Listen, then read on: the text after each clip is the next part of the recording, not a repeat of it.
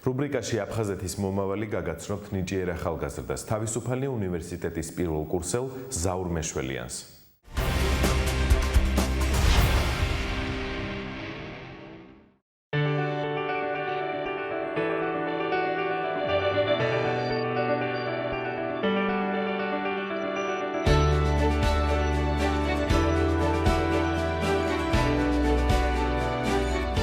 ბავშვობაში კარატეთი და ცეკვით იყო გატაცებული. მოგვიანებით კი ოჯახური ტრადიცია არ დაარღვია და მათემატიკით დაინტერესდა. ზაურ მეშველიანმა სწავლა კომაროვის სკოლაში დაიწყო და პირველი წარმატებაც მალე მოვიდა. როგორც თვითონ ამბობს, საკუთარ თავზე მუშაობა, ნიჭი და იღბალი ამ სფეროში გადამწყვეტია. კომაროვში რო გადავედი, ძირითადად ჩემი ოჯახის დამსახურება იყო, იმიტომ რომ მათემატიკას ძალიან დიდი ყურადღება ექცეოდა ჩვენს ოჯახში. მაშინ გავიგე უბრალოდ, რომ ყოველწლიურად ტარდებოდა ეროვნული სასწავლო ოლიმპიადა და რატომაც არა წრეზეც დავიწყე სიარული და მივიღე მონაწილეობა. ეს იყო სამტურად. ალბათ პირველი ასეთი სერიოზული ოლიმპიადა იყო ჩემთვის და ძალიან ბევრს წყვეტდა. პირველ ტურში კარგად დავწერე, გადავედი მეორე ტურში, გადავედი მესამე ტურში და ეს მესამე ტური იყო ფინალური. და ფინალურ ოლიმპიადაზე ძალიან დიდი ნერვიულობა იყო, ეს პირველი იყო, ცოტა მიჭირდა ასე ვთქვათ. რო დავწერე, დიდად კმაყოფილი არც ვიყავი, იმიტომ რომ რაღაც ძალიან ცუდი შეცდომა დაუშვი წერის დროს.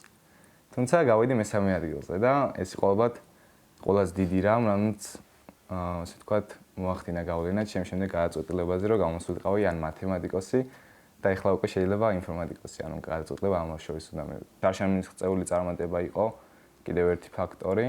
საერთაშორისო ოლიმპიადაზე ავიღე ვერცხლის медаლი, ტარდება ყოველწლიურად. მთელი მსოფლიოს ქვეყნები მონაწილეობენ, დაახლოებით 600-მდე ბავშვი. თვითონ ქვეყანა ადგენს 6 მოსწავლეს, 6 საუკეთესოს. შემდეგ ხდება ერთი წერის დაწერა, ყველა 600-ივე ბავშვი წერთ ამ წერას და დგება რეიტინგული სია.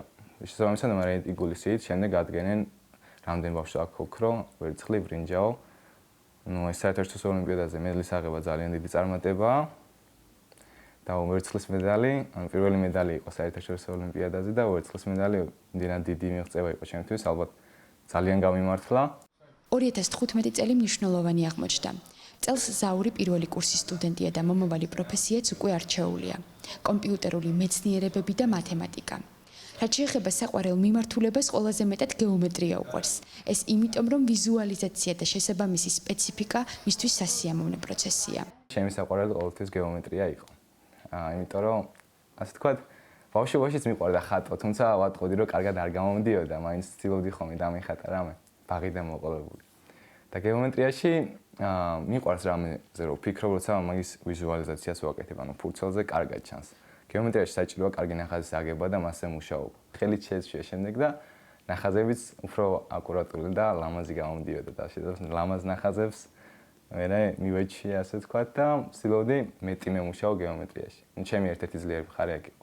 რო ხომ ისწავლია სკოლაში სხვა საკნები. ეს ყველაზე მეტად მნიშვნელოვანია, იმიტომ რომ სიტყვაზე შეიძლება არ იცოდე რომელ წელს რა ბრძოლა მოხდა, მაგრამ როცა იცი რომ რაღაცაზე უნდა იფიქრო, გადაწყვიტო, გადაწყვეტილება მიიღო და ეს პროცესი თვითონ ჩემთვის ყველაზე საინტერესოა და საჭირო. ზაურისთვის დედა ყველაზე კრიტიკული შემფასებელია, ამიტომაც მისი აზრი მნიშვნელოვანია. ითვალისწინებს მამის და მეგობრების რჩევებსაც, მათგან მხარდაჭერას ყოველდღიურად გრძნობს და ეს სტიმულსაც მატებს. ასე ვთქვათ, ვაგრძელებ ტრადიციას მშობლებიდან გამომდინარე. გვიყვარს ეს და ალბათ მაგიტომ უბრალოდ, თორემ სხვა იმას ვერ ვხედავ. ანუ ასე ვთქვათ, რომ მაინც და მაინც ჩემი მშობლებიდან არასოდეს არ ყოფილა ის, რომ ეს ყოს მე მათემატიკოსი ვარ, შენც მათემატიკოსი უნდა იყო. ყოველთვის იყო აირჩიე რაც გინდა, თუმცა ეცადი რომ იქ საუკეთესო იყო. დაახლოებით ასეთი მედივა გქონდა. მამამისის დიდი გავლენაც არის, იმიტომ რომ უყურებდა მამამის მოსწონდა ალბათ რასაც ისაკეთებდა და მუშაობის პროცესი. მუშაობის პროცესი, ბავშვებთან ურთიერთობის პროცესი, ახლა თვითონაც ბავშვი არის და ეგ თავის უმცროს წლოვანებით უმცროს ბავშვებს რო ეხმარებოდა, ის მოსწონდა სკაიპითაც ხო, ვერ ისვენებდა იმას, უნდა აუხსნა რაღაცა და ეთყობა აქ ეშინა განად, რომ ბავშვს მიეხმაროს. სხვადასხვა ჯილდო, დიპლომი თუ სიგელი ზაურისთვის უკვე ჩვეულია, თუმცა გაჩერებას არ აპირებს. ეს იყო მეორე ვერცხლის медаლი წელს ავიღე ტაილანდში და ეს იყო პირველი, რომელიც ავიღე კეიპტაუნში, სამხრეთ აფრიკაში, შარში. აფხაზეთში არ დაბადებულა, თუმცა მშობლების მოგონებებმა, სურათებმა და ახლობლების ისტორიებმა იქაურობა ძვირფასი გახადა. ამბობს, რომ აფხაზეთი არ დაგვიკარგავს და მალე კვლავ დაუბრუნდებით. ვიცნობ ერთ ბავშვს აფხაზეთიდან, აფხაზეთში ცხოვრობს ახლა, ქართველი, იყო ბანაკში ჩემთან ერთად ჩარშან და ძალიან კარგი ბავშვი არის. ვცდილობ არ დავკარგო კონტაქტი მასთან. შეხება არ მქონია პირდაპირ აფხაზეთთან, თუმცა დედა ჩემი, მამა ჩემი, რავი, ყველა ჩემი ანთესავი ყოველთვის ძალიან კარგად იხსენებს აფხაზეთს. ამბობენ აი ზღვაზე რო ვართ ხოლმე, მამა ჩემი და დედა ჩემს მომს ეს რა არის აი აფხაზ სოხუმში უნდა გენახა ზღვა როგორი იყო და რა. სურათები მაქვს ნანახი და ძალიან კარგი ადგილიდან სამწუხარო რომ დავკარგეთ და იმედია არ დაგვიკარგოს ჩემი აზრით. იმედია მალე დავიბრუნებთ.